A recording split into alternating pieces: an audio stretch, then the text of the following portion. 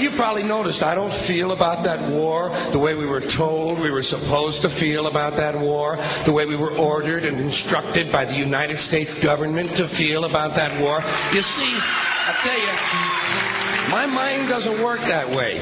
I got this real moron thing I do. It's called thinking. And I'm not a very good American because I like to form my own opinions. I don't just roll over when I'm told to. Sad to say, most Americans just roll over on command. Not me.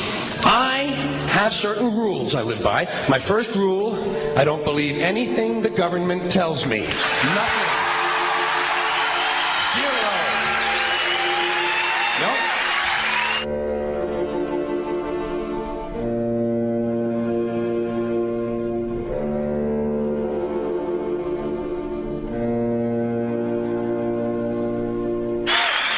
And I don't take very seriously the media or the press in this country, who in the case of the Persian Gulf War were nothing more than unpaid employees of the Department of Defense, and who most of the time function as kind of an unofficial public relations agency for the United States government. So I don't listen to them. I don't really believe in my country. And I gotta tell you folks, I don't get all choked up about yellow ribbons and American flags. Now, to balance the scale, I'd like to talk about some things that bring us together. Things that point out our similarities instead of our differences. Because that's all you ever hear about in this country is our differences. That's all the media and the politicians are ever talking about, the things that separate us, things that make us different from one another.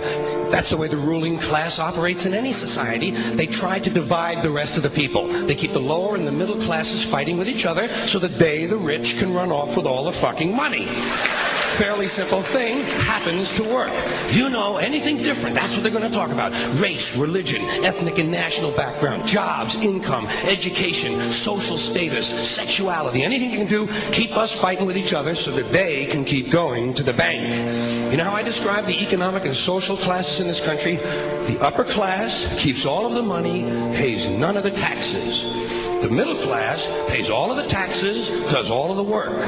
The poor are there just to scare the shit out of the middle class. Keep them showing up at those jobs.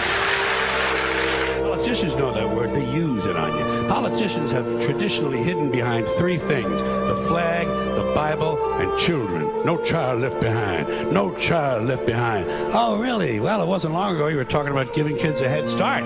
Head start, left behind? Someone's losing fucking ground here. But there's a reason. There's a reason.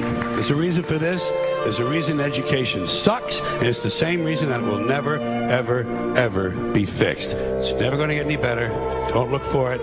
Be happy with what you got. Because the owners of this country don't want that. I'm talking about the real owners now. The big, the wealthy, the real owners, the big wealthy business interests that control things and make all the important decisions. Forget the politicians. They're irrelevant. The politicians are put there to give you the idea that you have freedom of choice. You don't. You have no choice. You have owners. They own you. They own everything. They own all the important land. They own and control the corporations. They've long since bought and paid for the Senate, the Congress, the state houses, the city halls. They got the judges in their back pockets, and they own all the big media news, all the big media companies. So they control just about all of the news and information you get to hear. They got you by the balls. They spend billions of dollars every year lobbying to get what they want. Well, we know what they want. They want more for themselves and less for everybody else. But I'll tell you what they don't want. They don't want a population of citizens capable of critical thinking. They don't want well-informed, well-educated people capable of critical thinking. They're not interested in that. That doesn't help them. That's against their interest. That's right. You know something? They don't want people who are smart enough to sit around the kitchen table and figure out how badly they're getting fucked by a system that threw them overboard 30 fucking years ago.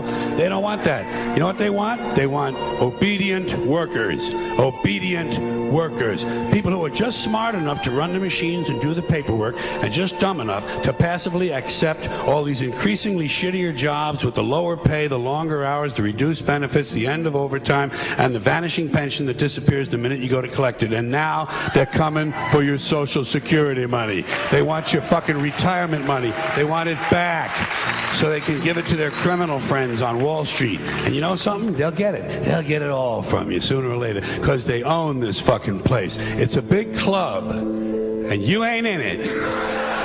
You and I are not in the big club.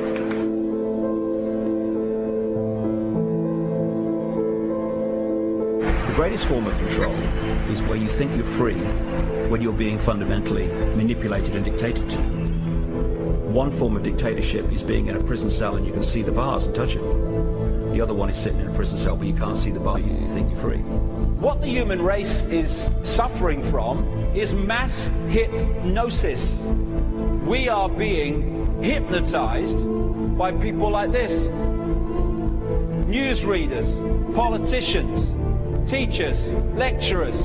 We are in a country and in a world that is being run by unbelievably sick people. The chasm between what we're told is going on and what is really going on is absolutely enormous. The greatest hypnotist on planet Earth is a oblong box in the corner of the room. It is constantly telling us what to believe is real. Historically, the control and manipulation of political opinion has been the Freemasons' main weapon in gaining control of countries and states. Once in control of the rulers and politicians of a country, laws and political structures could be changed in accordance with their agenda. However, since restricting the body does not necessarily mean restricting the mind, the Freemason recognizes that their plan for a global government hinges completely on subduing the masses to their agenda, and thus eliminating opposition to their cause. And the greatest threat to their plan, posing more danger than any army or law, is the threat of a free-thinking mind. In order to eliminate this threat and to achieve their objective, the Masons have set about the boldest plan ever devised: the complete control of every aspect of human life, your life. And the weapons they are using against you are in your very homes, entertaining you and your children, and gradually indoctrinating you without you even realizing.